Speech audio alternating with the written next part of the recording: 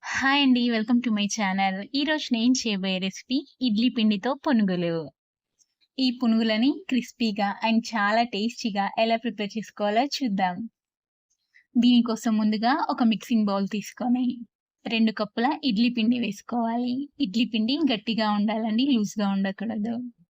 ఇప్పుడు ఇందులోకి 2 టేబుల్ స్పూన్ల మైదా పిండి, 2 టేబుల్ స్పూన్ల బియ్యం పిండి, మీ టేస్ట్‌కి తగినంత సాల్ట్ వేసుకొని అంతా బాగా కలిసేలా ఉండలేం లేకుండా కలుపుకోవాలి.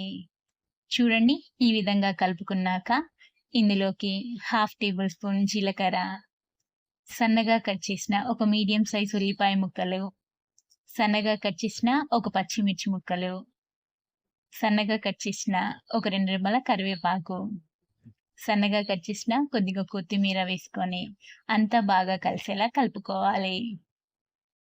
చూడండి, పిండి కన్సిస్టెన్సీ అనేది ఈ విధంగా పునుగులు వేసుకోవడానికి వీలుగా ఉండాలి. ఇప్పుడు దీనిపైన మూత పెట్టేసి ఒక 10 నిమిషాలు దీన్ని పక్కకు పెట్టుకోవాలి.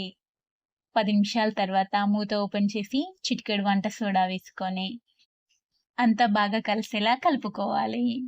చూడండి, ఈ విధంగా కలుపుకున్నాక స్టవ్ ఆన్ చేసి కళాయి పెట్టుకొని డీప్ ఫ్రైకి సరిపడా ఆయిల్ పోసుకోవాలి. ఆయిల్ హీట్ అయ్యాక కలిపి పెట్టిన ఇడ్లీ పిండిలో నుంచి కొద్ది కొద్దిగా పిండిని తీసుకొని ఈ విధంగా చేత్తో చిన్న చిన్న పునుగులుగా వేసుకోవాలి.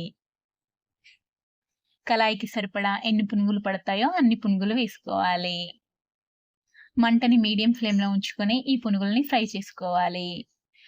ఈ పునుగులు లైట్ గోల్డెన్ కలర్‌లోకి చేంజ్ అయ్యే వరకు ఫ్రై చేసుకోవాలి. చూడండి, ఈ విధంగా ఫ్రై అయ్యాక వీటిని ఆయిల్‌లో నుంచి బయటికి తీసి ప్లేట్‌లోకి సర్వ్ చేసుకోవాలి. ఈ విధంగానే మిగిలిన పునుగులు కూడా వేసుకోవాలి. అంతే అండి. పైన క్రిస్పీగా అండ్ చాలా టేస్టీగా ఉండే ఇడ్లీ పిండి పునుగులు రెడీ అయిపోయాయి. ఈ పునుగుల్లోకి ఏదైనా పల్లీ చట్నీ ఆర్ టమాటా చట్నీతో సర్వ్ చేసుకొని తింటే చాలా టేస్టీగా ఉంటాయి. ఈ వీడియో గనుక మీకు నచ్చినట్లయితే ఇలాంటి మరెన్నో వీడియోస్ కోసం లైక్ చేసి, సబ్స్క్రైబ్ చేసుకొని మీ ఫ్రెండ్స్ అండ్ రిలేటివ్స్‌తో షేర్ చేయండి.